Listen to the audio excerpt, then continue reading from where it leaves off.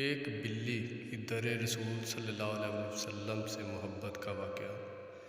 ایک بہت بڑے بزرگ انتقال کر گئے ہیں، جناب سید منظور احمد شاہ صاحب۔ انہوں نے ایک کتاب لکھی تھی مدینۃ الرسول۔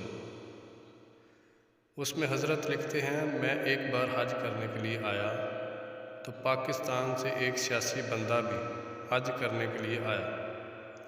ہم ایک ہی کمرے میں ٹھہرے ہوئے تھے۔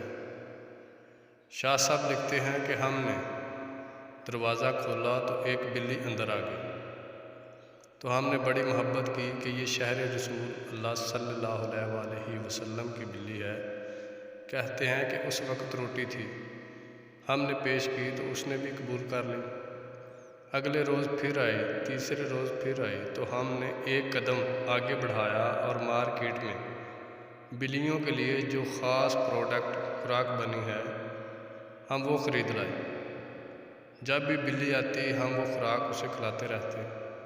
پھر یوں ہوا کہ جو سیاسی شخصیت آئی تھی پاکستان سے، وہ بلی سے جی لگا بیٹھی اور اس نے فیصلہ کیا جاتے ہوئے بلی کو ساتھ لے کے جانا ہے۔ پاکستان پرویز مشرف کا دور حکومت تھا۔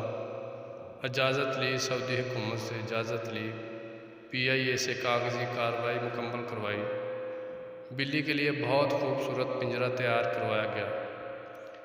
منظور احمد شاہ صاحب مدینۃ الرسول میں لکھتے ہیں کہ آنے سے پہلے الوداعیہ سلام پیش کرتے ہیں تو سلام پیش کر کے جب باب البقیع سے باہر نکلے تو اتنی نیند آئی کہ آگے ایک قدم بھی اٹھانا مشکل ہو گیا۔ وہاں بیٹھے بیٹھے سو گئے، آنکھیں بند ہوئیں تو اندر کی آنکھ کھل گئی۔ سبحان اللہ، سبحان اللہ۔ تو کیا دیکھتے ہیں کہ ہاتھ بندے رسول صلی اللہ علیہ وسلم کی بارگاہ میں کھڑے ہیں اور رسول نبی کریم صلی اللہ علیہ وسلم کیا فرما رہے ہیں۔ اس کا مفہوم کچھ یوں ہے کہ حضور صلی اللہ علیہ وسلم فرما رہے ہیں، اے حاجی، جس طرح تو آیا تھا نہ اللہ تجھے لے بھی جائے، ایک کام کرنا، میری بلی نہ ساتھ لے کے جانا۔ وہ شخص خواب میں ہی عرض کرتا ہے، یا رسول اللہ صلی اللہ علیہ وسلم مجھے اجازت دیں میں بلی لے جاؤں، تو رسول صلی اللہ علیہ وسلم خواب میں ہی ارشاد فرماتے ہیں، تجھے کس طرح اجازت دوں؟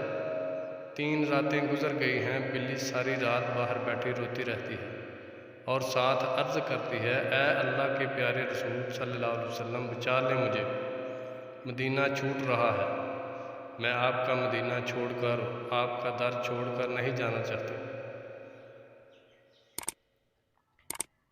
کیا محبت تھی اس بلی کی۔ اپنا جینا مرنا اب اسی چوکھٹ پہ ہے، ہم کہاں سرکار جائیں آپ صلی اللہ علیہ وسلم کے ہوتے ہوئے۔ یہ سب تمہارا کرم ہے آقا کہ بات اب تک بنی ہوئی ہے۔ ہم سب کو بھی چاہیے کہ رسول صلی اللہ علیہ وسلم سے اسی طرح محبت کریں۔ اگر آپ دوستوں کو ہماری کہانیاں اچھی لگتی ہیں تو لائک کمنٹ کیا کریں۔ مزید ویڈیوز دیکھنے کے لیے ہمارے چینل کو ضرور سبسکرائب کریں۔ شکریہ۔